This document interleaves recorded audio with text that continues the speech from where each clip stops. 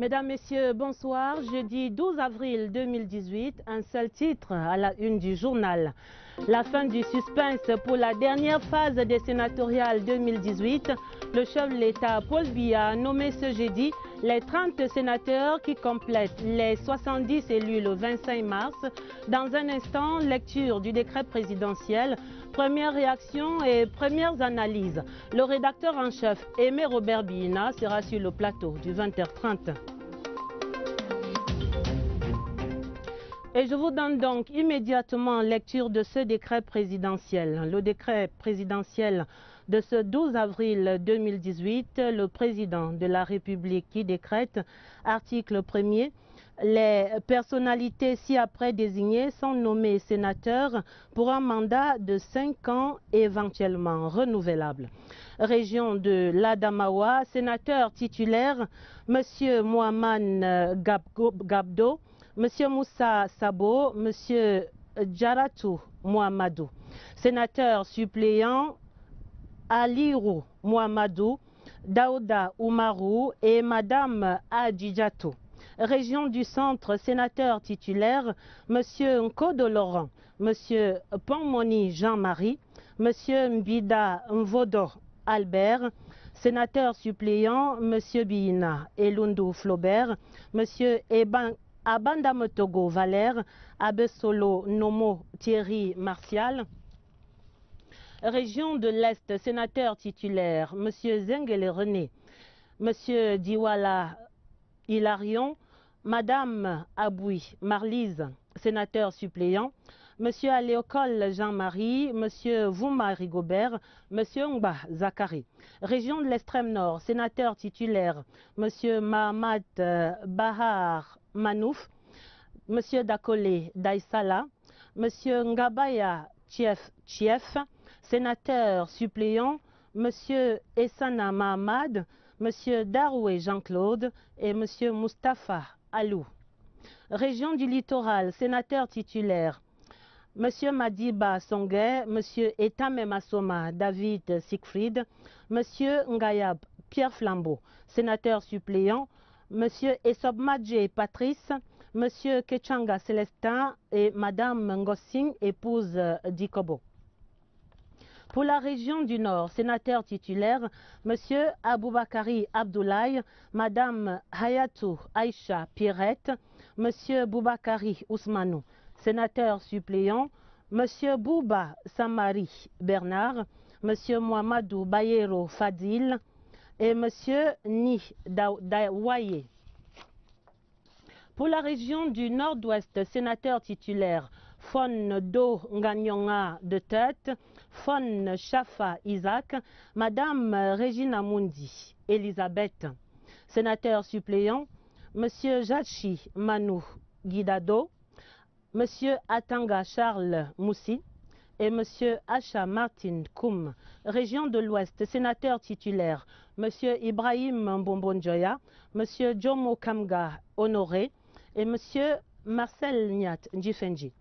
Sénateur suppléant, Mme Baboudam, épouse Montapon, M.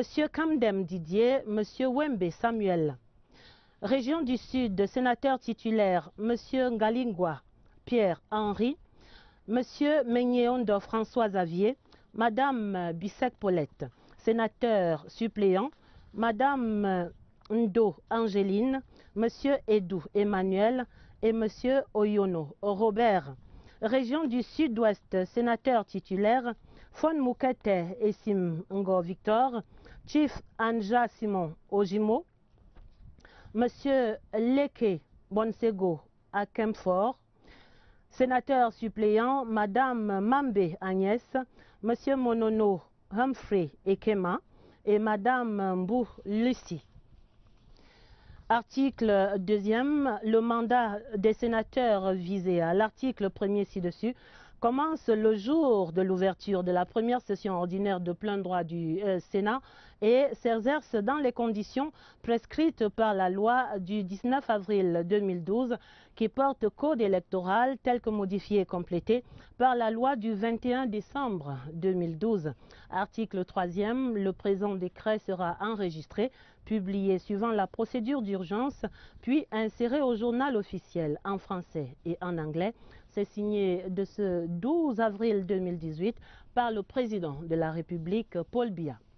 Le Sénat est donc au grand complet. Les 100 personnalités qui vont siéger dans la Chambre haute du Parlement sont connues depuis ce soir, après la nomination de ces 30 sénateurs par le président de la République, Paul Biya. Et parmi les 30 dévoilés par décret présidentiel, on compte 5 femmes sénatrices titulaires et des figures emblématiques de la chefferie traditionnelle dans les régions du Nord, du Nord-Ouest, du Sud-Ouest et de l'Ouest. Parmi les sénateurs qui reviennent dans ce registre, voici les premières réactions, celle de Marcel Nyat-Ndjifendji de la région de l'Ouest, rencontré par notre reporter Richard Talatodem.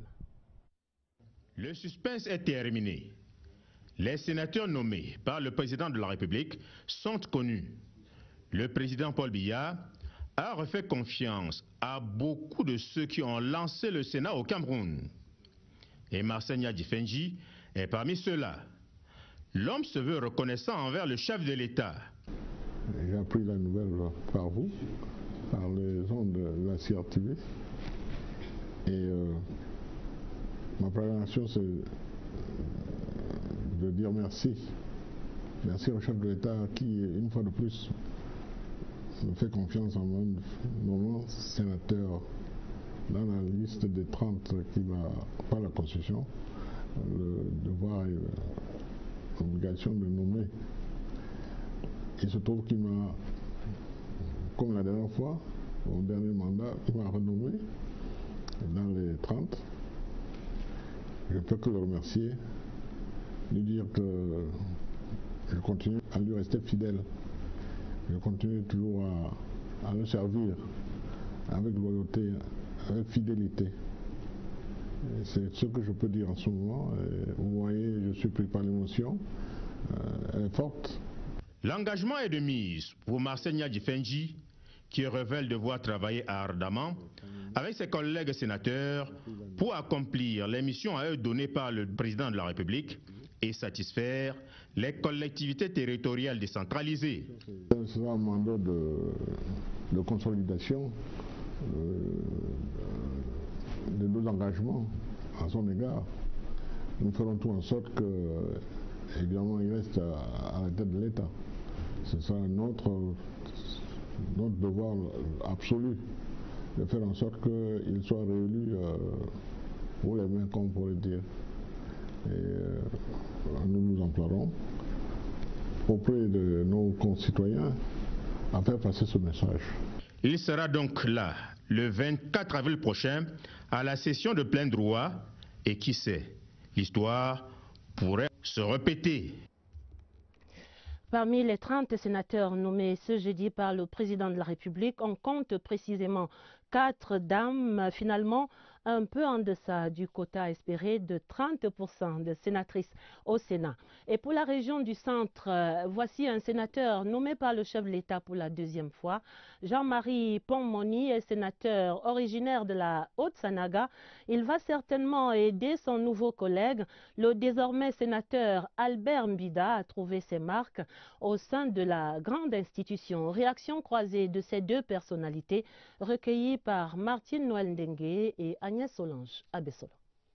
Ma première réaction est une réaction de très grande satisfaction, de réaction de reconnaissance, de haute gratitude à son Excellence Monsieur le Président de la République qui m'a refait confiance, qui a reconduit ma modeste personne. Je remercie Dieu Tout-Puissant qui a permis au Président de la République de bien vouloir me reconduire, et à cela je m'engage vraiment à soutenir le Président de la République par rapport à tout ce qui arrive, en termes d'élections, et j'entends mettre ma contribution forte pour que les choses marchent très bien dans mon département d'origine, la Haute-Sanaga, d'une part la région du centre et le Cameroun tout entier. C'est un sentiment de fierté de voir que le président de la République, usant de ses pouvoirs constitutionnels, a porté son choix sur ma modeste personne pour aller contribuer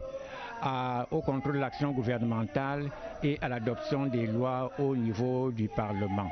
Et je vais également d'abord aller m'abreuver à la source des anciens pour qu'ils me donnent les ficelles du métier. Parole à présent au représentant de l'autorité traditionnelle. Sa Majesté Isaac Chafa est l'un des 3 sénateurs nommés dans la région du Nord-Ouest. Et puis le Lamido de Bagno, Sa Majesté Mohamed Gabdo, il est le sénateur nommé de l'Adamawa. Des propos recueillis par Eugène Bey et Daniel Belinga. J'ai reçu ma nomination avec beaucoup d'humilité parce que toute élévation vient de Dieu. Je rends grâce d'abord à Dieu. Et puis, je remercie mon chef de l'État, son Excellence Paul Biya, pour la confiance qu'il vient de me donner. Comme vous le savez, les sénateurs représentent les collectivités décentralisées. Je veux d'abord assurer le président de la République qui m'a nommé que je ferai tout pour mériter la confiance qu'il m'a donnée. Je suis vraiment très content. Il y a beaucoup de choses dans ma tête. La gratitude avant tout. Remercier le Seigneur pour ce qui m'arrive. J'ai eu 5 ans au Sénat et le chef de l'État vient de me renouveler les 5 années. Je voudrais le remercier à nouveau et lui présenter toute ma loyauté, toute ma gratitude et faire encore davantage pour mériter encore sa confiance. Toujours dans la chefferie traditionnelle, le président Paul Biya a également refait confiance à certains dignitaires de la région de l'Ouest. Voici Sa Majesté Ibrahim Mbombo Njoya, le roi des Bamoun, et Sa Majesté Honoré Jomo Kamga, il est le roi des Banjoun. Tous deux vont siéger au Sénat pour un second mandat. Richard Talatodem, présentation. Le président de la République, Paul Biya, réitère sa haute confiance à des dignitaires de la région de l'Ouest pour siéger au Sénat. Sa Majesté Ibrahim Mbombo Njoya bénéficie pour la seconde fois de la haute confiance du président Paul Biya. Homme expérimenté s'il en est, il a été plusieurs fois ministre. Toutes les discussions pendant le premier mandat des sénateurs ont connu sa participation active. À 81 ans, il a encore beaucoup à donner à la chambre haute du Parlement camerounais, la chambre des sages. Un autre sage de l'Ouest à qui le président Paul Biya a redonné sa haute confiance, c'est le chef supérieur Banjoun. Sa Majesté Honoré Jomo Kamga était déjà là pendant le premier mandat des sénateurs. Ce docteur en chimie macromoléculaire a été de tous les grands moments au Sénat depuis 2013. À près de 70 ans, le chef de l'État attend encore beaucoup de lui au Sénat. Ces hauts dignitaires de l'Ouest, à qui le président Paul Biya refait confiance, puiseront dans leurs expériences de la vie active et surtout dans leurs expériences du premier mandat des sénateurs pour mieux construire l'actuel mandat pour des lendemains meilleurs à la Chambre haute du Parlement. Dans les 2 régions du Nord et de l'extrême Nord, on note avec précision le retour de Madame Pierrette Aïcha Ayatou, celui du Lamido de Rey Bouba, Aboubakari Abdoulaye, ou encore le comeback de Dakole Daïsala, le président du MDR, la galerie de portraits, signée Séverin Alégambélé. Le président de la République est allé une fois de plus chercher dans le cercle restreint des familles régnantes du Nord pour compléter la composition du Sénat. Parmi les sénateurs nommés, une femme, Pierrette Aïcha Ayatou, épouse l'ancien Premier ministre Sadou Ayatou, celui-là même qui a conduit avec brio les travaux de la tripartite au Cameroun. Elle fait partie de cette nouvelle génération de femmes au Parlement, symbole de l'émancipation et surtout de l'intégration progressive de la femme camerounaise dans les cercles de décision. Pierrette Aïcha Ayatou est originaire de Garoua dans la Benue où elle a fait ses études primaires et secondaires avant l'enseignement supérieur à l'Université de Yaoundé et à la Sorbonne Paris 3 où elle obtient un DEA. Membre du Cercle des Amis du Cameroun, elle est coordonnatrice du projet de femmes dénommé CAREF au sein du CERAC. L'ancienne présidente de l'association culturelle Peul a été à la première législature du Sénat secrétaire du bureau de la Chambre. La deuxième identité remarquable dans le choix du président de la République, c'est celle du Lamido de Rebouba, premier vice-président du bureau sortant du Sénat.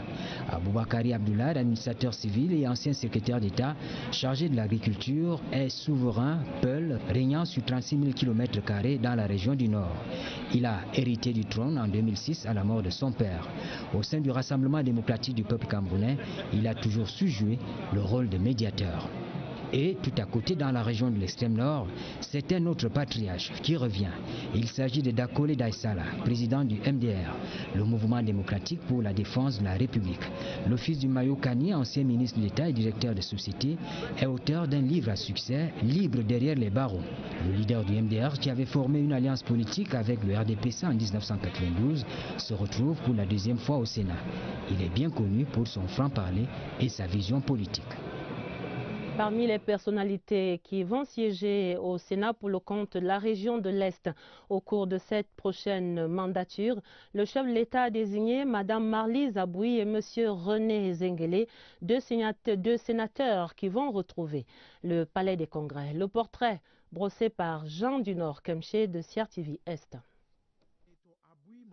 Marlise Aboui, qui bénéficie pour la deuxième fois de la confiance de l'État pour être sénateur, cette militante convaincue de l'ANDP a la particularité d'être la plus jeune. D'ailleurs, c'est en cette qualité de plus jeune sénateur qu'elle a siégé au bureau d'âge du Sénat lors de la précédente mandature. Elle est jeune certes, mais généreuse sur le terrain de l'action. Professionnelle du secteur de la santé, Marlise Aboui continue d'être habitée par le souci d'assistance et d'entraide. Et à défaut d'être matériellement et fortement nantie pour pouvoir, elle offre aux populations la chaleur de sa présence lors de ses réunions de compte rendu parlementaires et de séances de causerie éducative. Marlise Aboui a été nommée en même temps que René Zengele, dont la description épouse le portrait robot liste RDPC pour les sénatoriales 2018. Dans cette liste, le RDPC se manifeste dans toutes ses formes, dans toute sa splendeur. Cette liste vient au soutien de la politique du président national. Patriarche incontesté et incontestable, chef traditionnel dans un village de lancement d'Engelmendouka, René Zengele impose respect par son âge, sa brillante carrière administrative. Il a été 2 fois ministre et politique. L'on retiendra dans ce sens qu'il est jusqu'à date le seul Camerounais militant convaincu du RDPC à avoir posé publiquement sa candidature pour challenger Paul Biya à la présidence du parti. Sa nomination pour la 2e fois comme sénateur après cet acte est une preuve que la démocratie est ouverte au Cameroun et dans le RDPC et que le pays a encore besoin de l'apport de cet homme René Zengele pour poursuivre sereinement sa marche vers la décentralisation et le développement.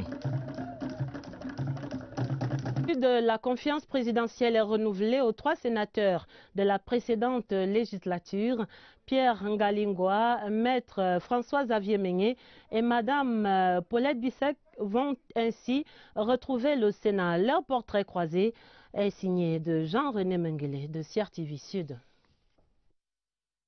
Sénateur nommé dans la première législature, il vient d'être reconduit par décret présidentiel signé ce 12 avril. Pierre Ngalingwa, originaire du département de l'Océan, est connu pour sa discrétion. C'est pour cette raison d'ailleurs qu'il passe pour un inconnu aux yeux du public. Militant du RDPC, parti de ses convictions politiques, il a gravi les échelons. Ce membre titulaire du comité central se voit souvent chargé des missions pendant les grands moments de la vie du parti. Économiste et statisticien de formation, il est patriarche au regard de son âge, 75 15 ans et de sa progéniture. La deuxième personnalité reconduite dans ses fonctions de sénateur est notaire de formation. François-Xavier Meigneur est connu pour ses actions humanitaires à Man, son arrondissement d'origine et son militantisme au sein du RDPC. Il siège au comité central comme membre titulaire. Ce fils d'un ancien prophète a été choisi, selon certains, dans le panier de la société civile. L'unique dame de cette shortlist, Paulette Bissek, mène avec bonheur ses activités professionnelles et politiques. Ce professeur d'université met son intelligence et son expertise au service du RDPC. Originaire d'un Ceylan dans l'arrondissement de Biomboulou, département de l'Anvila, Paulette Bissek était, avant sa reconduction, questeur dans le bureau sortant du Sénat. Elle est secrétaire au Bureau national des femmes du RDPC, membre du comité central et chargée des missions au secrétariat des organisations spécialisées du RDPC. Elle est par ailleurs personnel permanent du bureau administratif du comité central.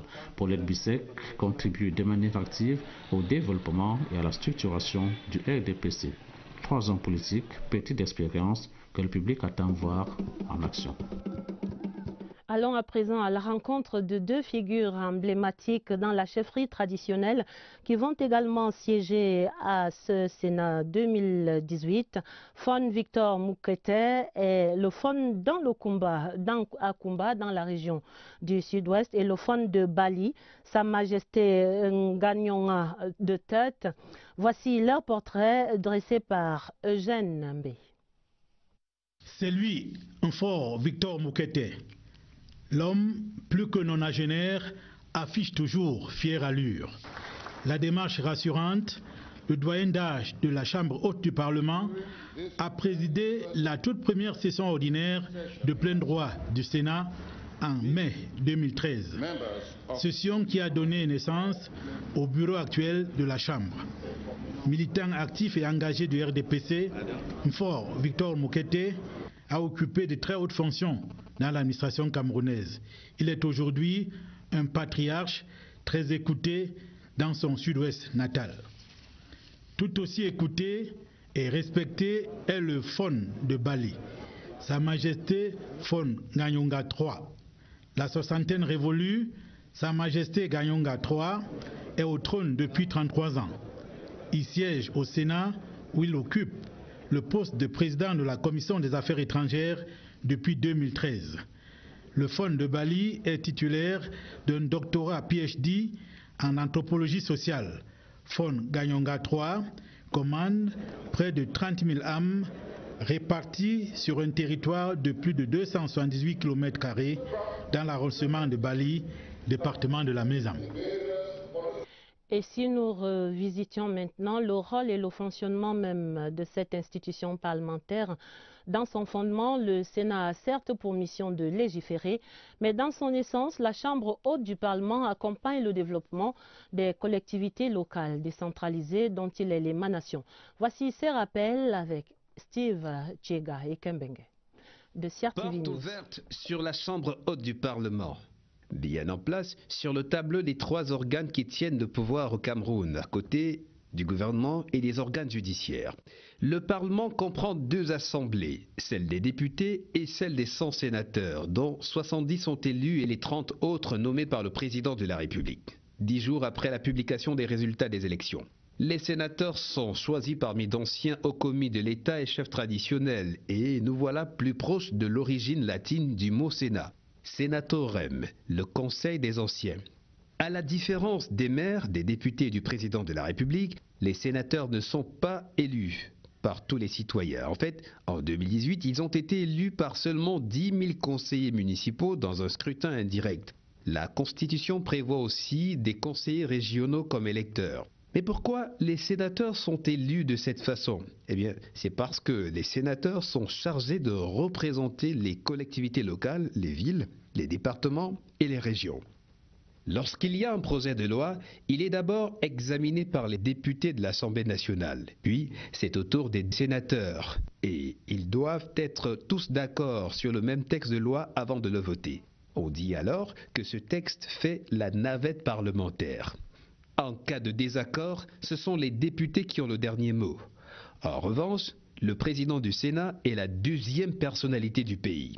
Il peut remplacer le président de la République en cas de vacance du pouvoir. Première analyse, premier décryptage du décret présidentiel de ce 12 avril.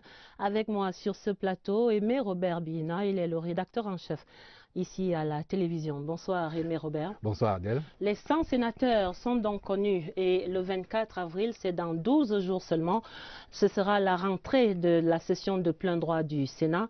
Et ce jour-là marquera le couronnement personnel de ces 100 sénateurs, peut-être on dira surtout des 30, mais surtout, ce sera le signe de l'ancrage de cette démocratie camerounaise et de ses avancées, Aimé Robert. Absolument, Adèle. C'est une belle séquence démocratique qui va se refermer avec la rentrée de la session ordinaire de plein droit le 24 avril prochain. Le Cameroun aura rendu une copie presque parfaite depuis la convocation du collège électoral. Qu'a-t-on vu? Un engouement exceptionnel des partis politiques, 9 au total en compétition, y compris ceux qui n'avaient aucune chance de gagner du fait de l'indigence de leurs groupes municipaux. Qu'a-t-on vu? Le Conseil constitutionnel dans sa magnificence et sa prestance pour la première fois dans sa fonction de veille à la régularité d'une élection parlementaire. Qu'a-t-on vu d'autres? Des acteurs politiques redoublant de verve et d'effets de manche pendant le contentieux pré- et post-électoral avant de s'incliner avec fair play devant les arrêts inattaquables du Conseil constitutionnel. Et qu'a-t-on vu enfin cet après-midi? Le chef de l'État, fort de ses prérogatives constitutionnelles, respectant absolument les délais légaux, a signé ce décret que toute la République attendait, gravant un peu plus d'un trait de plume le tableau de notre belle expérience démocratique. Alors, Aimé Robert, essayons à présent de lire entre les lignes de ce décret présidentiel du 12 avril.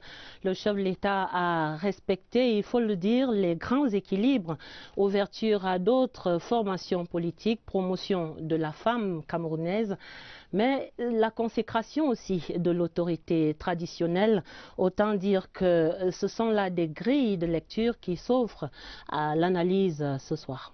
Et le premier fait saillant, c'est l'ouverture aux autres formations politiques, comme lors de la première législature. Paul Biya, dans sa posture de chef de l'État, père de la nation, a pondéré la toute-puissance du RDPC sorti des urnes en ouvrant les portes du Sénat à d'autres formations politiques. Il s'agit bien de l'UNDP, du MDR, du FSNC, de l'ANDP et de l'UPC qui vont côtoyer les élus du RDPC et du SDF.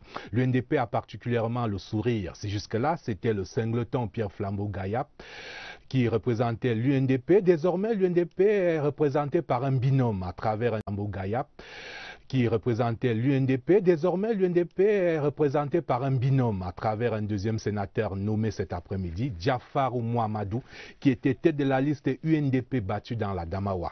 Il n'échappe dès lors à personne que le parti de Maïgari Bello Bouba, tire là les dividendes de son alliance avec le RDPC qui a si bien fonctionné pendant le contentieux préélectoral. Le MDR et l'ANDP seront représentés par les mêmes figures, Dakole Daïsala de l'extrême nord et Aboui Marlise de l'Est. Par contre, le FSNC revient avec un nouveau visage, Boubakari Ousmanou, originaire du Mayo-Louti dans la région du Nord. On va remarquer l'entrée remarquable de l'Union des populations du Cameroun, UPC, avec Philippe Leke Bessongo de la région du Sud-Ouest et sa suppléante Mbouloussi, militante de longue date du parti du Mpondol, Ruben Oumiobe. Et puis, d'une ouverture à l'autre, le Sénat se féminise un peu plus. 4 femmes ont bénéficié de la confiance du chef de l'État comme titulaire. Pierrette Ayatou de la région du Nord, Marlise Aboui de la région de l'Est, Paulette Bissek de la région du Sud et Regina Mundi Elisabeth, tête de la liste RDPC, battue avec 21 voix d'écart dans le Nord-Ouest. En cumulant élus et nommés, le Sénat va compter 26 femmes, plus que les 20 femmes de la première législature. Par ce saut quantitatif, le Cameroun fait mieux que certaines grandes démocraties occidentales, il faut le dire et le marteler.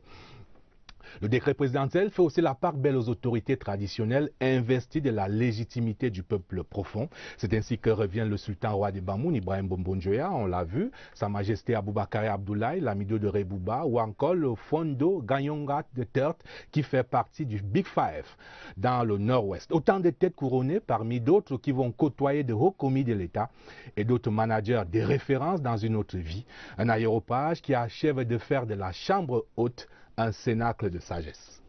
Mais il faut noter peut-être, Aimé Robert, que le SDF, avec moins de 10 sénateurs, ne pourra peut-être pas constituer un groupe parlementaire au Sénat. Mais la question qui taraude les esprits maintenant, c'est celle de savoir naturellement qui va occuper le perchoir. Peut-être avez-vous lu dans le marque de café ou dans la boule de cristal, est-ce que vous avez un axe d'indication sur cette personnalité? Ainsi donc, Adèle, vous me demandez de lire dans la boule de cristal, et comme vous parlez d'axes d'indication ou de pistes, moi je vous parlerai des voix du président qui sont insondables. Ce soir, au Cameroun, seul le chef de l'État, en sa qualité de président national du RDPC, sait qui il investira comme candidat de son parti au perchoir. Et puisque je vois votre regard insistant, on peut néanmoins avancer quelques scénarios. On peut donc avancer quelques scénarios en prenant en compte la géopolitique camerounaise qui peut être comparée au niveau de ces grands corps à une étoile à 7 pôles. La présidence de la République, le Sénat, l'Assemblée nationale, le Premier ministre, le Conseil économique et social, la Cour suprême, le Conseil constitutionnel. En faisant l'ethnographie de ces hautes charges, on peut subodorer que le président du Sénat ne viendra pas des régions du centre-sud et est, il ne viendra probablement pas du septentrion, à moins de refaire les grands équilibres géopolitiques. Après, tout est possible, oui, tout est possible. La grande certitude, c'est qu'au regard de la mission constitutionnelle du président du Sénat, le chef de l'État y désignera un homme d'État, un homme loyal aux institutions et à la personne qui les incarne, un homme qui inspire le respect et la confiance, un sage parmi ces sages, tout simplement, et au regard de ses qualités, en pesant et en sous-pesant, Adèle, ils ne sont pas 100 à pouvoir être président du Sénat. Bien, quand vous avez dit cela, on ne peut qu'attendre. Et cela, ce sera certainement dès le 24 avril, et c'est dans 12 jours, le jour de la rentrée au Sénat. Merci, Aimé Robert Bina, et je vous accompagne avec cette nouvelle sur le Salon international de l'artisanat du Cameroun qui se prépare. L'événement qui se veut désormais une plateforme majeure d'échange et d'expériences dans ce secteur va se tenir du 26 avril au 5 mai. Le thème et les innovations étaient annoncés ce jeudi à Yaoundé au cours de la conférence de presse donnée par le ministre des PME, de l'économie sociale et de l'artisanat, le professeur Laurent-Serge Tundingwa. Compte rendu, Elvire Nina Galema. Offrir de la visibilité aux acteurs de l'artisanat, promouvoir cette activité, c'est l'objectif que veut atteindre le ministère des Petites et Moyennes Entreprises, de l'économie sociale et de l'artisanat lors du Salon international prévu du 25 avril au 5 mai prochain. Le thème donc qui a été choisi cette année dans cette 6e édition du Salon, à savoir artisanat africain et commerce équitable, est donc allé par ses enjeux et perspectives au-delà du simple territoire camerounais. Il ambitionne de voir tout ce qui peut se faire dans le continent africain. L'événement qui va durer 10 jours mettra en vitrine les richesses culturelles, les savoir-faire et les innovations dans divers secteurs de l'art. Des dispositions sont prises pour que le public assiste massivement à ce salon. Les Camerounais pourront donc venir en nombre voir ce qui se passera lors du salon de l'artisanat, qui comprendra des artisans du Cameroun sélectionnés dans nos 10 régions, sans oublier la légion étrangère des artisans africains, des artisans asiatiques et probablement quelques artisans européens. Rendez-vous donc au Palais des Congrès le 26 avril pour cette fête artisanale qui entend rehausser l'image de l'Afrique en miniature, le Cameroun. Dans les audiences du ministre de la Communication ce jeudi, un premier mouvement, Issa Tiroma Bakari, s'entretenait avec son homologue centrafricain, Ange Maxime Kazagui. Il est venu s'imprégner de l'expérience camerounaise dans la réhabilitation des équipements de production audiovisuelle. Et dans un second temps, le ministre de la Communication a reçu les adieux de l'ambassadeur de la République populaire de Chine. Son Excellence Ve Venhua est en fin de séjour au Cameroun. Le compte rendu, Agnès Solange, à Bessolo. Chaleureuse poignée de main entre le ministre Issa Chiroma Bakary et son homologue centrafricain en charge de la communication. La République centrafricaine, un pays en pleine reconstruction après les mouvements de guerre et de déchirement connus. Parmi les secteurs à reconstruire, la communication. L'expertise du Cameroun est plus que jamais sollicitée. Réussir à remettre sur pied les équipements, les installations de la radio et de la télévision centrafricaine, mais surtout de permettre à nos concitoyens de tous les endroits, de tous les confins de mon pays, de pouvoir accéder à l'information, à la bonne information. C'est donc l'objectif de la visite de travail effectuée par le ministre centrafricain de la communication ce jeudi au Cameroun. Doléances bien recueillies et l'accompagnement du ministère camerounais de la communication ne se fait pas attendre. Venir vers nous pour s'enquérir de la manière dont nous gérons la communication, mais également profiter de tout ce que le Cameroun dispose de bien et qui pourrait être mis à contribution dans son très grand, très beau pays. Je dis donc que pour nous c'est une mission sacerdotale, c'est un devoir que nous accomplissons conformément aux instructions que nous avons reçues. Le ministre Issa Chiroma Bakary a ensuite reçu l'ambassadeur de Chine au Cameroun, arrivé en fin de séjour. La station régionale CRTV Ouest à Bafoussam, galvanisée par la visite de travail effectuée là-bas hier mercredi par le directeur général de l'office, Charles Ndongo, qui a redonné du cœur à l'ouvrage à ses collaborateurs. Il leur a notamment rappelé les fondements de la nouvelle CRTV autour des valeurs cardinales que sont l'unicité de l'antenne, l'authenticité et la compétitivité. Le reportage à Bafoussam, Laurent Chi-Soukbe. C'est une visite d'encouragement et de recadrage qui sonne comme un ouf de soulagement pour la grande famille de CRTV Ouest. J'ai un feedback très positif, mais vous savez, moi je suis très exigeant. Je le suis envers moi-même, toujours essayer de repousser les lignes, repousser les frontières de la connaissance, repousser les frontières de la compétence par une recherche permanente de l'excellence. Le périple démarre avec cette première visite rendue au gouverneur de la région de l'Ouest. Awafonka Augustine n'a pas manqué de faire savoir à Charles Ndongo toute sa satisfaction pour le bon travail qu'abat au quotidien la station régionale CRTV Ouest. Prochaine étape, Poala FM avec la visite des locaux, idem à la station régionale CRTV Ouest où le directeur général a tenu tout d'abord à féliciter le personnel avant de dresser un listing de promesses en vue de la réussite des grands défis qui interpellent le Cameroun dans les prochains mois, notamment les élections présidentielles et la CAN Total Cameroun 2019. Pour y arriver, le directeur général a insisté sur l'unité, l'authenticité et la compétitivité. L'échange nourri avec le personnel lui a permis de constituer une banque de doléances. Restons dans la communication pour parler de cette session de formation qui concerne une dizaine de journalistes, reporters d'images et multimédia de tout le continent africain qui suivent une session de formation donc consacrée à l'actualisation des smartphones et des réseaux sociaux dans l'audiovisuel. Cela se passe à Casablanca au Maroc et c'est là un rendez-vous capital pour ces journalistes aux capacités techniques exigeantes. Saoud Mamoudou de CRTV News est au Maroc pour la CRTV. C'est des journalistes, reporters d'images à l'aune des exigences du citizen journalism aptes à booster les contenus avec des smartphones qui font le premier point à mi-parcours du rendez-vous de Casablanca. On a eu ce petit plus par rapport à ce qu'on savait déjà. Cette immersion au sein du deuxième Maroc est une formidable expérience. Le web aujourd'hui nous dame du pion. Il faut s'arrimer aux technologies actuelles. Donc cette formation arrive à point nommé. Nous avons été au contact des personnes de renom, des grands journalistes, un savoir-faire que nous, on pourra utiliser pour nos chaînes respectives.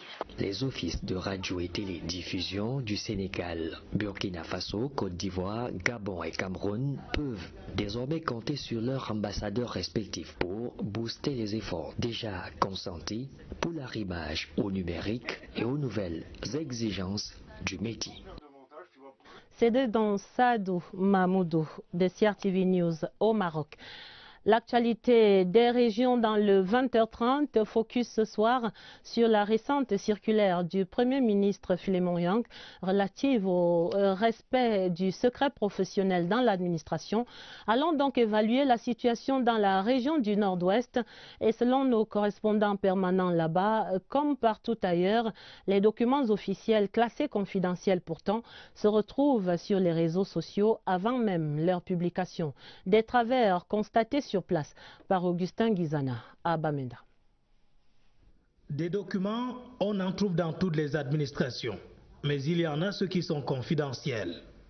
À partir des secrétariats particuliers, des services courriers, des CRO des administrations publiques de Bamenda, se manifeste pourtant la violation du secret des correspondances administratives. Certains responsables de ces administrations l'ont expérimenté. Il faisait écho d'une décision prise par le Conseil national de la communication mettant entre parenthèses tous les programmes d'ordre politique pendant la période électorale, pendant les sénatoriales. C'était un document manuscrit, mais quelques minutes après, il s'est retrouvé sur les réseaux sociaux, les gens se demandant si le papier n'existait plus au ministère de la Communication, à leur délégation régionale de la communication du Nord-Ouest. Non. Une correspondance qui m'était adressée par Madame le ministre, et qui curieusement, j'ai retrouvé ça entre les mains d'un individu qui m'apportait une copie de cette correspondance me demandant de la légaliser. Pour les usagers des services publics, la fuite d'informations puise ses sources dans la négligence et le clientélisme de certains agents de l'État. Quand on voit les documents dehors comme ça doit être les gens qui sont dans le bureau, les secrétaires ou les directeurs lui-même. Si le document au niveau du secrétariat se trouve à l'extérieur, ça veut dire qu'il y a des gens au sein du secrétariat qui ne sont pas contents du management. Il entre dans une documentation, peut-être tout le monde a le droit de toucher la machine dans la documentation. Il fait ça là-bas, il print là-bas, il laisse l'information pas annulée. Même ces notices sur les obligations des agents de l'État affichées ici et là dans les administrations n'arrêtent pas la propension de la violation du secret de la correspondance administrative à Bamenda. Et des mesures se multiplient dans la région du Nord-Ouest entre vigilance et réduction du nombre d'intervenants dans le circuit de transmission des documents officiels. Les autorités multiplient donc les astuces pour arrêter ces fuites. L'objectif étant bien sûr de sécuriser les informations officielles en réduisant leur publication intempestive à leur portion congrue. Marlise Mbarga de CRTV Nord-Ouest. Face à la violation du secret de la correspondance administrative, la sensibilisation de toute la chaîne s'avère indispensable pour chaque responsable de la région. Conscientiser les utilisateurs des réseaux sociaux. Il faut informer les gens, il faut les éduquer, il faut les former au respect de la loi parce que le problème que nous avons dans notre pays, c'est celui du respect de la loi. Les dispositions que j'ai prises actuellement pour éviter ces genres de fuites, c'est que quand une correspondance arrive, le dépouillement se fait par le délégué. J'évite que le dépouillement se fasse au niveau du secrétariat. Donc toutes les correspondances sont soumises à l'attention du délégué qui les dépouille et puis, après ses discrétions, faire enregistrer. Après l'enregistrement, les correspondances sensibles sont gardées par M. le délégué et pas par le secrétariat. Toutefois, les acteurs impliqués dans les fuites d'informations devraient savoir que la confidentialité des documents est régie par la loi et ceux qui la violent courent alors des graves sanctions prévues par la réglementation en vigueur. La loi reste la loi. L'article 300 de notre code pénal punit celui qui peut ouvrir ou il traite la correspondance qui est pour l'autre. D'un emprisonnement de 15 jours jusqu'à un an, ou d'une amende de 5 000 jusqu'à 100 000 francs. Il faut donc désormais moins de messagers entre l'expéditeur et le récepteur, à en croire les hommes de loi. Dès qu'une correspondance est rédigée, ça entre dans les mains d'un secrétaire. Si ça quitte là, ça entre dans les mains de quelqu'un qui prend le courrier pour aller envoyer. Donc il faut qu'on ait moins de gens qui interviennent pour que vraiment un courrier arrive à sa destination. Dorénavant, les chercheurs de Scoop devraient donc réfléchir par 2 fois avant de publier un document administratif sur la toile. Nous restons dans cette région du Nord-Ouest pour cette visite de travail du chef d'état-major des armées. Visite achevée hier à Bamenda pour le général de corps d'armée René-Claude Meka. Il s'entretenait là-bas avec les forces de maintien de l'ordre et de sécurité afin de s'enquérir de la situation sécuritaire dans cette région. Victorine Begel à Bamenda. Face aux défis sécuritaires en cours dans la région du Nord-Ouest, la cohésion et la synergie d'action entre les populations et l'armée s'avèrent nécessaires selon le chef d'état-major des armées. Le général de corps d'armée René-Claude Meka, s'adressant aux forces de maintien de l'ordre en opération dans la région du Nord-Ouest, a relevé la nécessité d'impliquer les populations à travers le renseignement et une meilleure organisation du dispositif sécuritaire pour ramener l'ordre et la paix dans la région du Nord-Ouest. On ne peut pas faire le bonheur de quelqu'un malgré lui. Les populations sont les principales bénéficiaires de notre travail et il est tout à fait normal qu'elles soient impliquées dans le process. Selon le général de corps d'armée René-Claude Meka, la situation sécuritaire est sous contrôle dans la région du Nord-Ouest, une occasion idoine de galvaniser les troupes sur le terrain. La situation sécuritaire va vers la maîtrise totale. Il a apprécié ainsi et nous a exhorté à maintenir le même dispositif, à maintenir le respect des instructions en mesure d'une maîtrise parfaite et totale de cette situation sécuritaire. Cette mission d'inspection a aussi permis d'évaluer l'effectivité de nouvelles unités opérationnelles 1 mois après leur création, parmi elles la 5e région militaire interarmée et la 5e région de gendarmerie avec pour ressort territorial les régions du Nord-Ouest et de l'Ouest. Direction à présent la région du Nord pour un coup de projecteur sur l'engouement grandissant des populations pour les jeux de hasard. L'appât du gain facile et la prolifération de ces officines de jeux à tous les coins de rue amènent des familles entières à risquer leur budget. L'expansion du phénomène a même amené les autorités administratives à tirer la sonnette d'alarme et à prendre des mesures. À Garoua, voici l'enquête de Danjuma Bobo Beloko. Ces machines à sous installées dans l'illégalité et la clandestinité dans certains quartiers de la ville de Garoua, saisies par les autorités administratives, illustrent à suffisance l'ampleur du mal. Une mesure drastique pour enrayer la prolifération des jeux de hasard dans la région du Nord. Nous avons été instruits de procéder aux saisies des machines à sous. J'ai créé une commission au niveau de l'arrondissement avec tous les services compétents et nous sommes descendus sur le terrain et nous avons procédé aux saisies systématiques de toutes les machines. Les descentes vont continuer parce que les opérateurs véreux ont changé de stratégie. Nous également, nous sommes encore en train de voir dans quelle mesure nous allons également changer notre façon de faire. Une action attendue par les populations de la région du Nord qui subissent les effets néfastes des jeux de hasard. Ce jeu-là a fait disparaître les pièces de chez nous. On n'a plus de pièces, on n'a plus de monnaie. Les enfants partent voler l'argent de leurs mères, venir mettre dedans et tout pour cela. Moi, ça ne me plaît pas du tout. Le problème de la monnaie là maintenant là, Marseille, ça ne va pas. Pour avoir la monnaie là, c'est difficile. Dans les rouages de ce secteur qui prospère par l'illusion du gain facile, ce sont des familles qui voient l'avenir de leur progéniture compromis. Ils construisent déjà leur futur par rapport au hasard et ils ne sont plus intéressés par l'école. Les résultats prennent un sérieux coup parce que déjà l'amour de la lecture disparaît. Il n'y a pas de doute qu'en fait l'intérêt pour l'apprentissage n'est plus ce qu'il aurait dû être. Un jeune qui s'adonne au jeu du hasard est déjà en voie de perdition. Il peut devenir un délinquant primaire ou un délinquant, n'est-ce pas, doublé d'un grand bandit. Les jeux de hasard multipliés dans les quartiers provoquent une insécurité et autour d'eux, n'est-ce pas, se développe un marché de dupes. Les pouvoirs publics sont déterminés à assainir le milieu pour conformer les promoteurs à la réglementation en vigueur. Des mesures qui appellent à la pleine collaboration des populations. Carton rouge aux jeux de hasard dans la région du Nord, mais tapis rouge à Limbe pour le Festac, le Festival des Arts et de la Culture, qui fait vibrer depuis le week-end dernier la ville dans le sud-ouest. Le rendez-vous a connu un point d'orgue cette semaine avec des visites sur le site historique de Bimbia, village point d'embarquement de nombreux esclaves vers les Amériques. Voici l'émotion de cette visite racontée par Flavien Zorbo de Siar TV Sud-Ouest. Excursion en mer, ça fait rêver.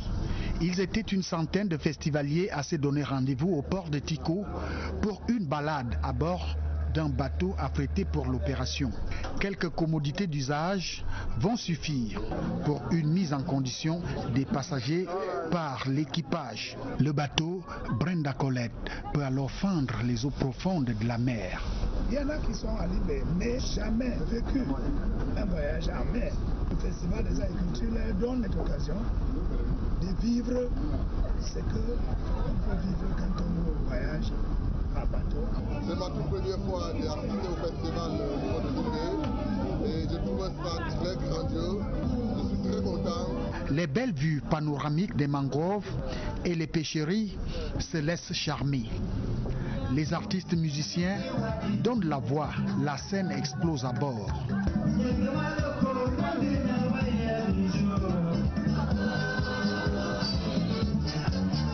Près de 4 heures de balade en mer pour tous, c'en était une merveille, l'excursion.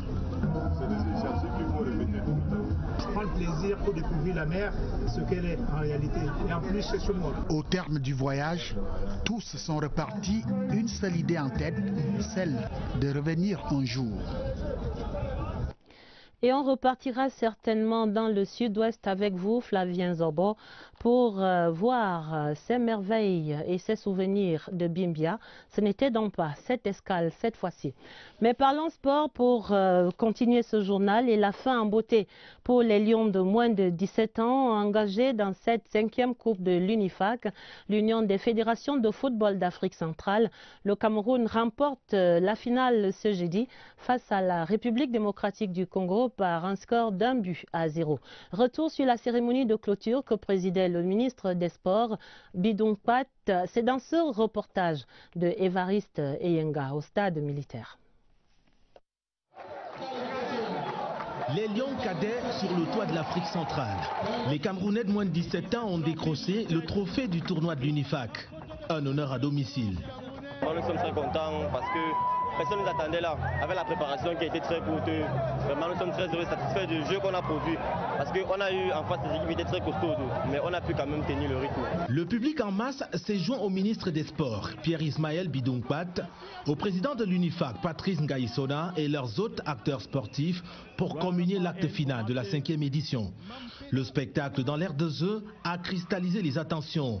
Les Lions cadets et leurs homologues léopards du Congo ont cherché le chemin des buts en vain durant 35 minutes.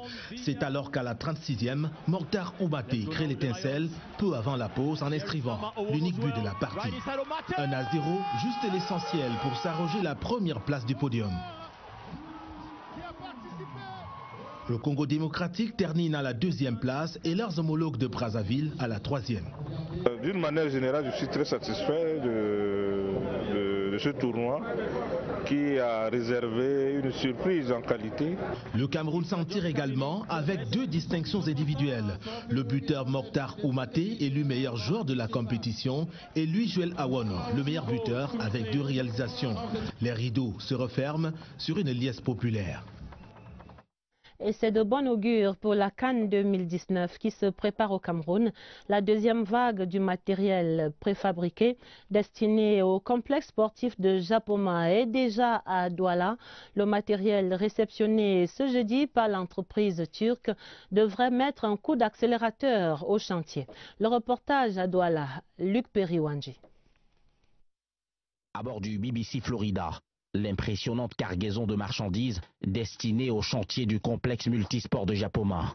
6800 tonnes au total, dont 1500 de fer à béton et 4823 de matériel préfabriqué avec un engin lourd, une grue qui va servir au transport du matériel vers les surfaces supérieures. Le BBC Florida, il est composé de matériel préfabriqué et d'autres équipements pour le stade, les ouvriers, les bureaux.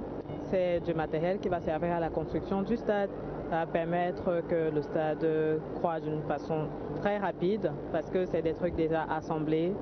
On va juste monter le stade comme des Lego. Toutes les parties, il y aura une partie pour le toit, il y aura une partie pour les étages, il y aura une partie pour le sol aussi, le rez-de-chaussée. Donc le matériel est pour tout le stade.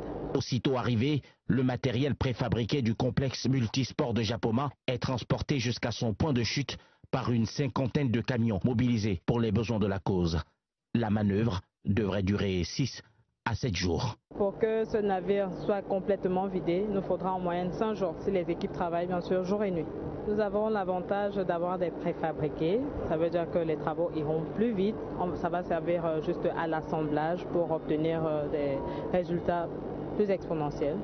De l'aveu même des experts de la société turque Yenigun, l'arrivée de la deuxième vague du matériel préfabriqué du complexe multisport de Japoma constitue à n'en point douter un tournant décisif dans la construction de cet édifice dont la livraison est annoncée pour décembre 2018. Et voilà des nouvelles de Douala, un sport qui met un terme à ce 20h30. L'essentiel à retenir, c'est la fin du suspense pour la dernière phase des sénatoriales 2018. Le chef de l'État, Paul Biya, nommait ce jeudi les 30 sénateurs qui viennent compléter les 70 élus le 25 mars. 4 dames, des chefs traditionnels et l'ouverture confirmée vers les autres formations politiques, le MDR, l'UNDP et l'UPC. C'est donc là le Sénat au grand complet, les 100 personnalités qui vont siéger dans la Chambre haute dès le 24 avril. Ce sera le jour de rentrée. La fin du 20h30, préparée avec la collaboration de Lucrèce Mdunjemba. Vous aurez d'autres informations à minuit en compagnie de Nicole Doudou et de Baldwin Sama, mais retrouvez immédiatement sur cette antenne Espace Politique. Et pour des éditions du 20h30 du week-end dès demain, vous serez en compagnie de Karine Olive Yabit. D'avance, un très bon week-end et à lundi 20h30.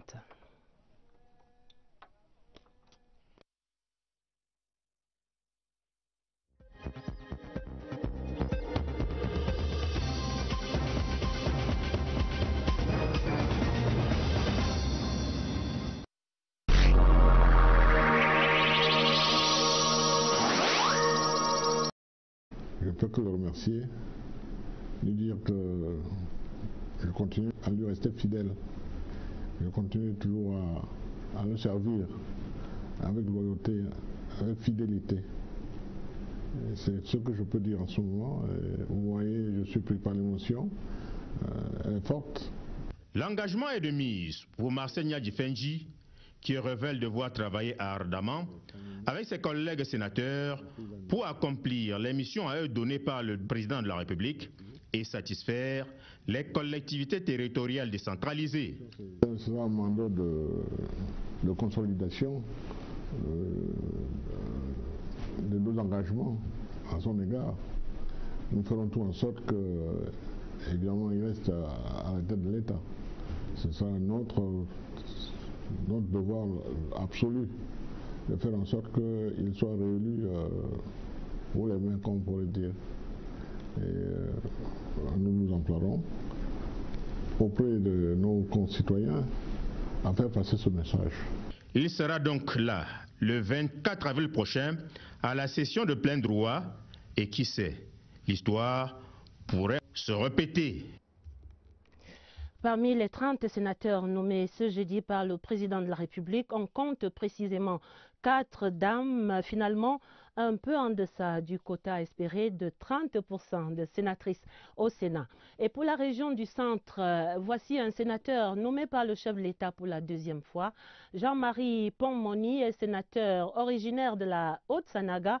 Il va certainement aider son nouveau collègue, le désormais sénateur Albert Mbida, à trouver ses marques au sein de la grande institution. Réaction croisée de ces deux personnalités recueillies par Martine Noël Ndengue et Agnès Solange Abessolo. Ma première réaction est une réaction de très grande satisfaction, de réaction de reconnaissance de haute gratitude à son Excellence, Monsieur le Président de la République, qui m'a refait confiance, qui a reconduit ma modeste personne. Je remercie Dieu Tout-Puissant qui a permis au Président de la République de bien vouloir me reconduire, et à cela je m'engage vraiment à soutenir le Président de la République par rapport à tout ce qui arrive, en termes d'élections, et j'entends mettre ma contribution forte pour que les choses marchent très bien dans mon département d'origine, la Haute-Sanaga, d'une part la région du centre et le Cameroun tout entier. C'est un sentiment de fierté de voir que le Président de la République, usant de ses pouvoirs constitutionnels, a porté son choix sur ma modeste personne pour aller contribuer au contrôle de l'action gouvernementale et à l'adoption des lois au niveau du Parlement. Et je vais également d'abord aller m'abreuver à la source des anciens pour qu'ils me donnent les ficelles du métier. Parole à présent au représentant de l'autorité traditionnelle. Sa Majesté Isaac Chafa est l'un des 3 sénateurs nommés dans la région du Nord-Ouest. Et puis le Lamido de Bagno, Sa Majesté Mohamed Gabdo, il est le sénateur nommé de l'Adamawa. Des propos recueillis par Eugène Bey et Daniel Belinga. J'ai reçu ma nomination avec beaucoup d'humilité parce que toute élévation vient de Dieu. Je rends grâce d'abord à Dieu. Et puis, je remercie mon chef de l'État, son Excellence Paul Biya, pour la confiance qu'il vient de me donner. Comme vous le savez, les sénateurs représentent les collectivités décentralisées. Je veux d'abord assurer le président de la République qui m'a nommé que je ferai tout pour mériter la confiance qu'il m'a donnée. Je suis vraiment très content. Il y a beaucoup de choses dans ma tête. La gratitude avant tout. Remercier le Seigneur pour ce qui m'arrive. J'ai eu 5 ans au Sénat et le chef de l'État vient de me renouveler les 5 années. Je voudrais le remercier à nouveau et lui présenter toute ma loyauté, toute ma gratitude et faire encore davantage pour mériter encore sa confiance. Toujours dans la chefferie traditionnelle, le président Paul Biya a également refait confiance à certains dignitaires de la région de l'Ouest. Voici Sa Majesté Ibrahim Mbombo Njoya, le roi des Bamoun, et Sa Majesté Honoré Jomo Kamga, il est le roi des Banjoun. Tous deux vont siéger au Sénat pour un second mandat. Richard Talatodem, présentation. Le président de la République, Paul Biya, réitère sa haute confiance à des dignitaires de la région de l'Ouest pour siéger au Sénat. Sa Majesté Ibrahim Mbombo Njoya bénéficie pour la seconde fois de la haute confiance du président Paul Biya. Homme expérimenté s'il en est, il a été plusieurs fois ministre. Toutes les discussions pendant le premier mandat des sénateurs ont connu sa participation active. À 81 ans, il a encore beaucoup à donner à la chambre haute du Parlement camerounais, la chambre des sages. Un autre sage de l'Ouest à qui le président Paul Biya a redonné sa haute confiance, c'est le chef supérieur Banjoun. Sa Majesté Honoré Jomo Kamga était déjà là pendant le premier mandat des sénateurs. Ce docteur en chimie macromoléculaire a été de tous les grands moments au Sénat depuis 2013. À près de 70 ans, le chef de l'État attend encore beaucoup de lui au Sénat. Ces hauts dignitaires de l'Ouest, à qui le président Paul Biya refait confiance, puiseront dans leurs expériences de la vie active et surtout dans leurs expériences du premier mandat des sénateurs pour mieux construire l'actuel mandat pour des lendemains meilleurs à la Chambre haute du Parlement. Dans les deux régions du Nord et de l'extrême Nord, Et d'une ouverture à l'autre, le Sénat se féminise un peu plus. 4 femmes ont bénéficié de la confiance du chef de l'État comme titulaire. Pierrette Ayatou de la région du Nord, Marlise Abouy de la région de l'Est, Paulette Bissek de la région du Sud et Regina Mundi Elisabeth, tête de la liste RDPC, battue avec 21 voix d'écart dans le Nord-Ouest. En cumulant élus et nommés, le Sénat va compter 26 femmes, plus que les 20 femmes de la première législature. Par ce saut quantitatif, le Cameroun fait mieux que certaines grandes démocraties occidentales, il faut le dire et le marteler. Le décret présidentiel fait aussi la part belle aux autorités traditionnelles investies de la légitimité du peuple profond. C'est ainsi que revient le sultan roi de Bamoun, Ibrahim Bombonjoya, on l'a vu, Sa Majesté Aboubakar Abdoulaye, l'amido de Rebouba, ou encore le Fondo Ganyongat de Tert, qui fait partie du Big Five dans le Nord-Ouest. Autant de têtes couronnées parmi d'autres qui vont côtoyer de hauts commis de l'État et d'autres managers des références dans une autre vie. Un aéropage qui achève de faire de la chambre haute un cénacle de sagesse.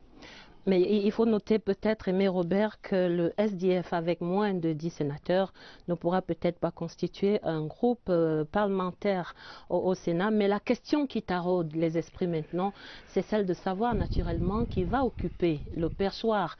Peut-être avez-vous lu dans le marque de café ou dans la boule de cristal, est-ce que vous avez un axe d'indication sur cette personnalité? Ainsi donc, Adèle, vous me demandez de lire dans la boule de cristal, et comme vous parlez d'axes d'indication ou de pistes, moi je vous parlerai des voix du président qui sont insondables. Ce soir, au Cameroun, seul le chef de l'État, en sa qualité de président national du RDPC, sait qui il investira comme candidat de son parti au perchoir. Et puisque je vois votre regard insistant, on peut néanmoins avancer quelques scénarios. On peut donc avancer quelques scénarios en prenant en compte la géopolitique camerounaise qui peut être comparée au niveau de ces grands corps à une étoile à 7 pôles. La présidence de la République, le Sénat, l'Assemblée nationale, le Premier ministre, le Conseil économique et social, la Cour suprême, le Conseil constitutionnel. En faisant l'ethnographie de ces hautes charges, on peut subodorer que le président du Sénat ne viendra pas des régions du centre-sud et est, il ne viendra probablement pas du septentrion, à moins de refaire les grands équilibres géopolitiques. Après, tout est possible, oui, tout est possible. La grande certitude, c'est qu'au regard de la mission constitutionnelle du président du Sénat, le chef de l'État y désignera un homme d'État, un homme loyal aux institutions et à la personne qui les incarne, un homme qui inspire le respect et la confiance, un sage parmi ces sages, tout simplement, et au regard de ses qualités, en pesant et en sous-pesant, Adèle, ils ne sont pas 100 à pouvoir être président du Sénat. Bien, quand vous avez dit cela, on ne peut qu'attendre. Et cela, ce sera certainement dès le 24 avril, et c'est dans 12 jours, le jour de la rentrée au Sénat. Merci, Aimé Robert Bina, et je vous accompagne avec cette nouvelle sur le Salon international de l'artisanat du Cameroun qui se prépare. L'événement qui se veut désormais une plateforme majeure d'échange et d'expériences dans ce secteur va se tenir du 26 avril au 5 mai. Le thème et les innovations étaient annoncés ce jeudi à Yaoundé au cours de la conférence de presse donnée par le ministre des PME, de l'économie sociale et de l'artisanat, le professeur Laurent-Serge Tundingwa. Compte rendu, Elvire Nina Galema. Offrir de la visibilité aux acteurs de l'artisanat, promouvoir cette activité, c'est l'objectif que veut atteindre le ministère des Petites et Moyennes Entreprises, de l'économie sociale et de l'artisanat lors du Salon international prévu du 25 avril au 5 mai prochain. Le thème donc qui a été choisi cette année dans cette 6e édition du Salon, à savoir artisanat africain et commerce équitable, est donc allé par ses enjeux et perspectives au-delà du simple territoire camerounais. Il ambitionne de voir tout ce qui peut se faire dans le continent africain. L'événement qui va durer 10 jours mettra en vitrine les richesses culturelles, les savoir-faire et les innovations dans divers secteurs de l'art. Des dispositions sont prises pour que le public assiste massivement à ce salon. Les Camerounais pourront donc venir en nombre voir ce qui se passera lors du salon de l'artisanat, qui comprendra des artisans du Cameroun sélectionnés dans nos 10 régions, sans oublier la Légion étrangère, des artisans africains, des artisans asiatiques et probablement quelques artisans européens. Rendez-vous donc au Palais des Congrès le 26 avril pour cette fête artisanale qui entend rehausser l'image de l'Afrique en miniature, le Cameroun.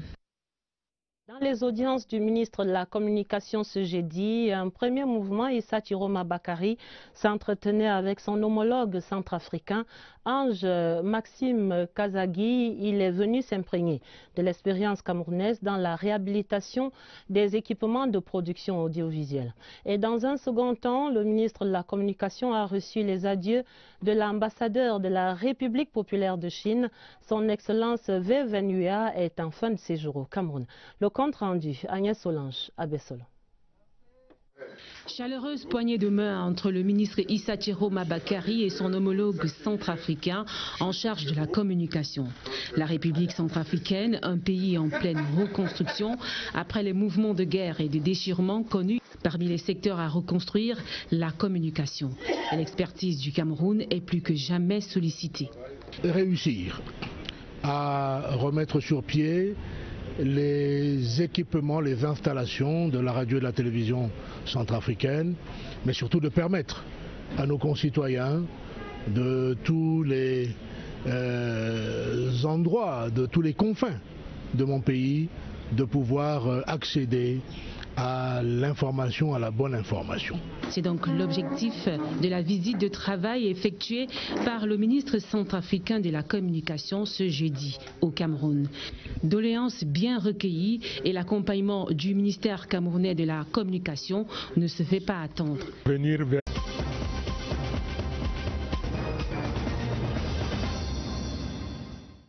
Mesdames, Messieurs, bonsoir. Jeudi 12 avril 2018, un seul titre à la une du journal. La fin du suspense pour la dernière phase des sénatoriales 2018. Le chef de l'État, Paul Biya, a nommé ce jeudi les 30 sénateurs qui complètent les 70 élus le 25 mars. Dans un instant, lecture du décret présidentiel, première réaction et premières analyses. Le rédacteur en chef, Aimé Robert Biyina, sera sur le plateau du 20h30. Et je vous donne donc immédiatement lecture de ce décret présidentiel. Le décret présidentiel de ce 12 avril 2018, le président de la République qui décrète, article 1er, les personnalités ci-après désignées sont nommées sénateurs pour un mandat de 5 ans éventuellement renouvelable. Région de l'Adamawa, sénateur titulaire, M. Mohamed Gabdo, M. Moussa Sabo, M. Djaratou Mohamedou. Sénateur suppléant, Alirou Mohamedou, Daouda Oumarou et Mme Adjijatou. Région du Centre, sénateur titulaire, M. Nkodo Laurent, M. Ponmoni Jean-Marie, M. Mbida Mvodo Albert, sénateur suppléant, M. Biyina Elundu Flaubert, M. Abandamotogo Valère, Abesolo Nomo Thierry Martial. Région de l'Est, sénateur titulaire, M. Zengele René, M. Diwala Hilarion, Mme Aboui Marlise, sénateur suppléant, M. Aléocole Jean-Marie, M. Vouma Rigobert, M. Ngba Zakari. Région de l'Extrême Nord, sénateur titulaire, M. Mahamad Bahar Manouf, M. Dakole Daïsala, M. Ngabaya Chief, sénateur suppléant, M. Essana Mahamad, M. Daroué Jean-Claude et M. Mustapha Alou. Région du Littoral, sénateur titulaire, M. Madiba Songhé, M. Etame Massoma David Siegfried, M. Ngayab Pierre Flambeau, sénateur suppléant, M. Esobmadje Patrice, M. Kechanga Célestin et Mme Ngossing, épouse d'Ikobo. Pour la région du Nord, sénateur titulaire, M. Aboubakari Abdoulaye, Mme Hayatou Aïcha Pierrette, M. Boubakari Ousmanou, sénateur suppléant, M. Bouba Samari Bernard, M. Mohamedou Bayero Fadil, et M. Ni Dawaye. Pour la région du Nord-Ouest, sénateur titulaire Fon Do Nganyonga de tête, Fon Shafa Isaac, Madame Regina Mundi Elisabeth. Sénateur suppléant, M. Jachi Manu Guidado, M. Atanga Charles Moussi et M. Acha Martin Koum. Région de l'Ouest, sénateur titulaire, M. Ibrahim Bombonjoya, M. Jomo Kamga Honoré et M. Marcel Nyat Ndjifenji. Sénateur suppléant, Madame Baboudam, épouse Montapon, M. Kamdem Didier, M. Wembe Samuel. Région du Sud, sénateur titulaire, M. Ngalingwa Pierre-Henri, M. Meignéondo François Xavier, Madame Bissek Paulette. Sénateur suppléant, Madame Ndo Angéline, M. Edou Emmanuel et M. Oyono Robert. Région du Sud-Ouest, sénateur titulaire, Fon Moukete Essim Ngo Victor, Chief Anja Simon Ojimo, M. Leke Bonsego Akemfort, sénateur suppléant, Madame Mambe Agnès, M. Monono Humphrey Ekema et Madame Mbou Lucie. Article 2e, le mandat des sénateurs visés à l'article 1er ci-dessus commence le jour de l'ouverture de la première session ordinaire de plein droit du Sénat et s'exerce dans les conditions prescrites par la loi du 19 avril 2012 qui porte code électoral tel que modifié et complété par la loi du 21 décembre 2012. Article 3e, le présent décret sera enregistré, publié suivant la procédure d'urgence, puis inséré au journal officiel en français et en anglais. C'est signé de ce 12 avril 2018 par le président de la République, Paul Biya. Le Sénat est donc au grand complet. Les 100 personnalités qui vont siéger dans la Chambre haute du Parlement sont connues depuis ce soir, après la nomination de ces 30 sénateurs par le président de la République, Paul Biya. Et parmi les 30 dévoilés par décret présidentiel, on compte 5 femmes sénatrices titulaires et des figures emblématiques de la chefferie traditionnelle dans les régions du Nord, du Nord-Ouest, du Sud-Ouest et de l'Ouest. Parmi les sénateurs qui reviennent dans ce registre, voici les premières réactions, celle de Marcel Nyat Ndjifenji de la région de l'Ouest, rencontré par notre reporter Richard Talatodem. Le suspense est terminé. Les sénateurs nommés par le président de la République sont connus. Le président Paul Biya a refait confiance à beaucoup de ceux qui ont lancé le Sénat au Cameroun. Et Marcel Nyat Ndjifenji est parmi ceux-là. L'homme se veut reconnaissant envers le chef de l'État. J'ai appris la nouvelle par vous, par les ondes de la CRTV. Et ma préparation, c'est de dire merci. Merci au chef de l'État qui, une fois de plus, me fait confiance en moi, nommant sénateur dans la liste des 30 qui va, par la Constitution, le devoir et l'obligation de nommer. Il se trouve qu'il m'a, comme la dernière fois, au dernier mandat, il m'a renommé dans les 30. Surante, le doyen d'âge de la Chambre haute du Parlement a présidé la toute première session ordinaire de plein droit du Sénat en mai 2013. Session qui a donné naissance au bureau actuel de la Chambre. Militant actif et engagé du RDPC, Mfor Victor Moukete a occupé de très hautes fonctions dans l'administration camerounaise. Il est aujourd'hui un patriarche très écouté dans son sud-ouest natal. Tout aussi écouté et respecté est le Fon de Bali, Sa Majesté Fon Nganyonga III. La soixantaine révolue, Sa Majesté Nganyonga III est au trône depuis 33 ans. Il siège au Sénat où il occupe le poste de président de la Commission des Affaires étrangères depuis 2013. Le Fon de Bali est titulaire d'un doctorat PhD en anthropologie sociale. Fon Nganyonga III commande près de 30 000 âmes répartis sur un territoire de plus de 278 km² dans l'arrondissement de Bali, département de la Mézam. Et si nous revisitions maintenant le rôle et le fonctionnement même de cette institution parlementaire, dans son fondement, le Sénat a certes pour mission de légiférer, mais dans son essence, la Chambre haute du Parlement accompagne le développement des collectivités locales décentralisées dont il est l'émanation. Voici ces rappels avec Steve Tchega et Kembenge de CRTV News. Porte ouverte sur la Chambre haute du Parlement. Bien en place sur le tableau des 3 organes qui tiennent le pouvoir au Cameroun, à côté du gouvernement et des organes judiciaires. Le Parlement comprend 2 assemblées, celle des députés et celle des 100 sénateurs, dont 70 sont élus et les 30 autres nommés par le président de la République, 10 jours après la publication des résultats des élections. Les sénateurs sont choisis parmi d'anciens hauts commis de l'État et chefs traditionnels, et nous voilà plus proches de l'origine latine du mot Sénat. Senatorem, le conseil des anciens. À la différence des maires, des députés et du président de la République, les sénateurs ne sont pas élus par tous les citoyens. En fait, en 2018, ils ont été élus par seulement 10 000 conseillers municipaux dans un scrutin indirect. La Constitution prévoit aussi des conseillers régionaux comme électeurs. Mais pourquoi les sénateurs sont élus de cette façon? Eh bien, c'est parce que les sénateurs sont chargés de représenter les collectivités locales, les villes, les départements et les régions. Lorsqu'il y a un projet de loi, il est d'abord examiné par les députés de l'Assemblée nationale. Puis, c'est au tour des sénateurs. Et ils doivent être tous d'accord sur le même texte de loi avant de le voter. On dit alors que ce texte fait la navette parlementaire.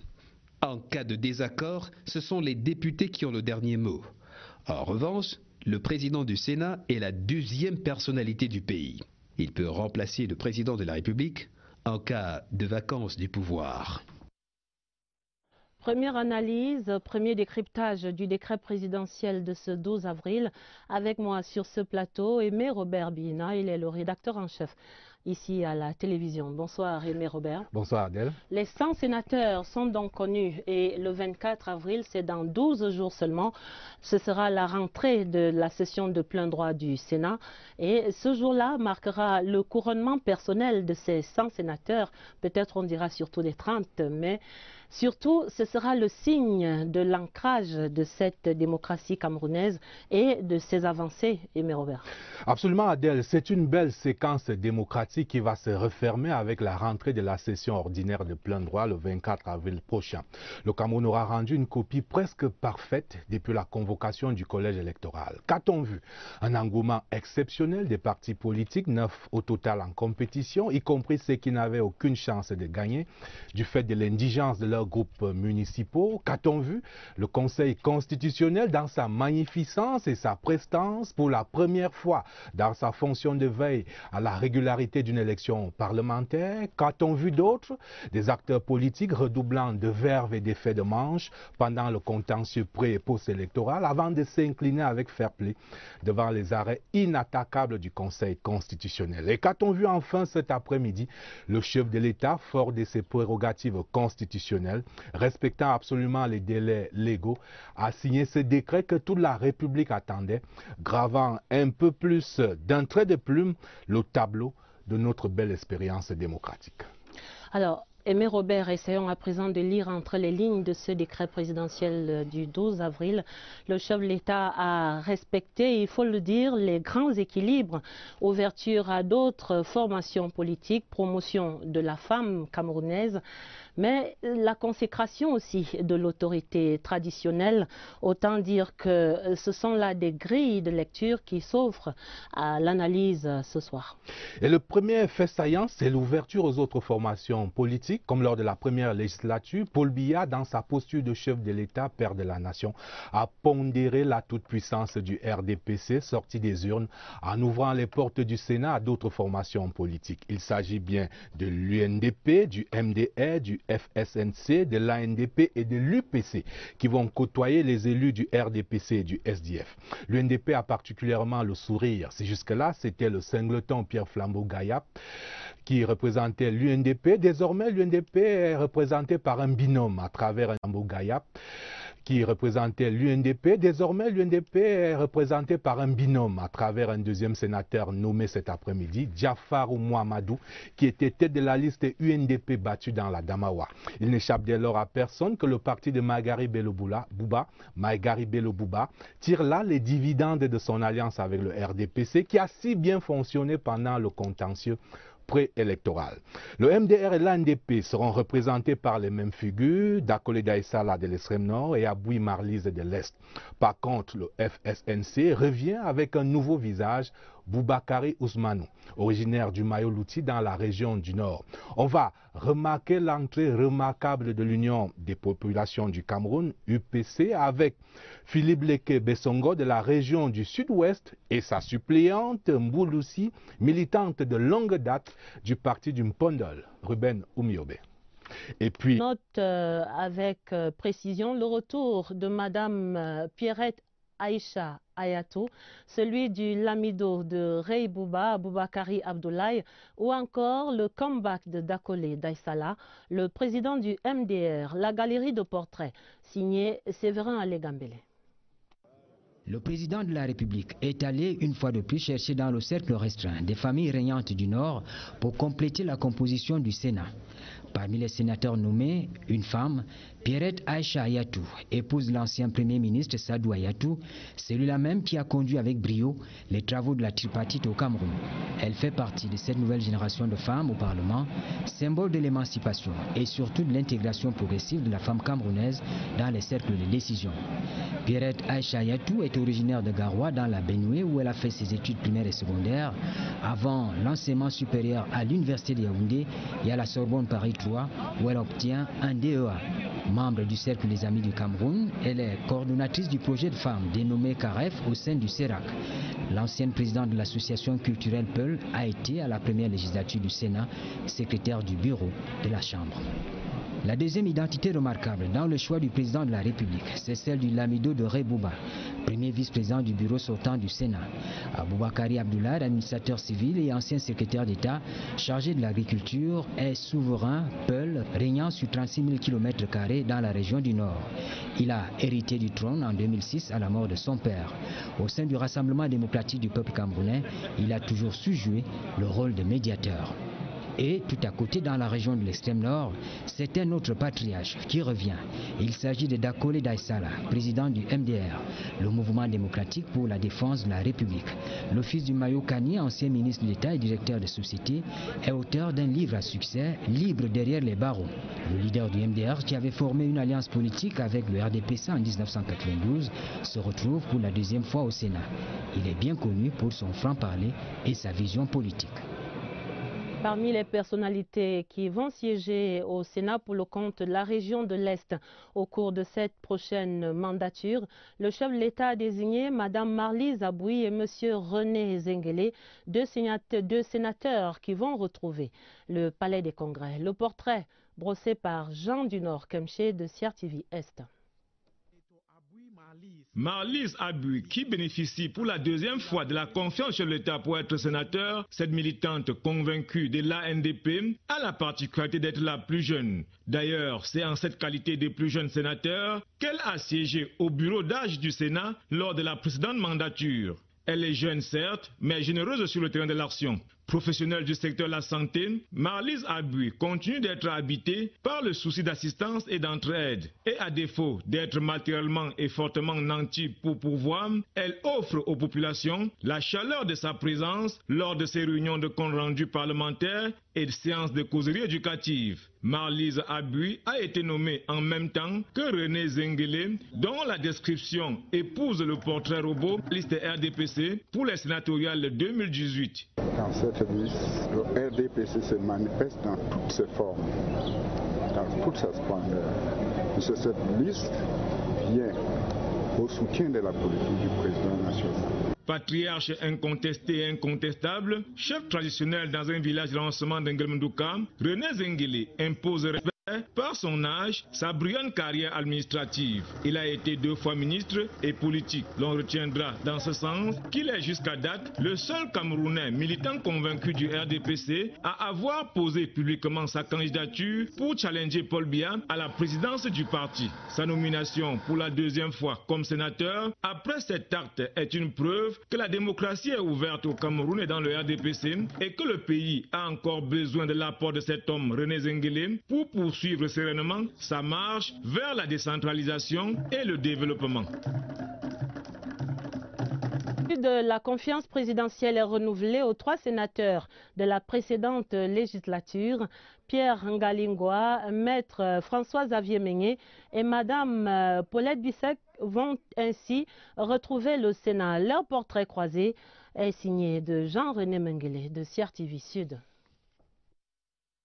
Sénateur nommé dans la première législature, il vient d'être reconduit par décret présidentiel signé ce 12 avril. Pierre Ngalingwa, originaire du département de l'Océan, est connu pour sa discrétion. C'est pour cette raison d'ailleurs qu'il passe pour un inconnu aux yeux du public. Militant du RDPC, parti de ses convictions politiques, il a gravi les échelons. Ce membre titulaire du comité central se voit souvent chargé des missions pendant les grands moments de la vie du parti. Économiste et statisticien de formation, il est patriarche au regard de son âge, 75 ans, et de sa progéniture. La 2e personnalité reconduite dans ses fonctions de sénateur est notaire de formation. François-Xavier Meignet est connu pour ses actions humanitaires à Man, son arrondissement d'origine et son militantisme au sein du RDPC. Il siège au comité central comme membre titulaire. Ce fils d'un ancien prophète a été choisi selon certains dans le panier de la société civile. L'unique dame de cette shortlist, Paulette Bissek, mène avec bonheur ses activités professionnelles et politiques. Ce professeur d'université met son intelligence et son expertise au service du RDPC. Originaire d'un Ceylan dans l'arrondissement de Biomboulou, département de l'Anvila, Paulette Bissek était, avant sa reconduction, questeur dans le bureau sortant du Sénat. Elle est secrétaire au Bureau national des femmes du RDPC, membre du comité central et chargée des missions au secrétariat des organisations spécialisées du RDPC. Elle est par ailleurs personnel permanent du bureau administratif du comité central. Paulette Bissek contribue de manière active au développement et à la structuration du RDPC. 3 hommes politiques, petite d'expérience, que le public attend voir en action. Allons à présent à la rencontre de 2 figures emblématiques dans la chefferie traditionnelle qui vont également siéger à ce Sénat 2018. Fon Victor Moukete et le Fon dans le Kumba, dans la région du Sud-Ouest, et le Fon de Bali, Sa Majesté Nganyonga de Tête. Voici leur portrait dressé par Eugène Nambé. C'est lui, un fort Victor Moukete. L'homme, plus que nonagénaire, affiche toujours fière allure. La démarche